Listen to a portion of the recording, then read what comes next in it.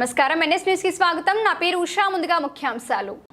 కోనసీమ తిరుమల శ్రీదేవి భూదేవి సమేత చందన స్వరూపుడు శ్రీ వెంకటేశ్వర స్వామివారి దివ్య కళ్యాణ మహోత్సవంలో మొదటి రోజైన నేడు కొత్తపేట ఆర్డీఓ శ్రీకర్ పర్యవేక్షణలో ఆలయ డిప్యూటీ కమిషనర్ ఆధ్వర్యంలో ధ్వజారోహణ కార్యక్రమం అత్యంత వైభవంగా నిర్వహించారు.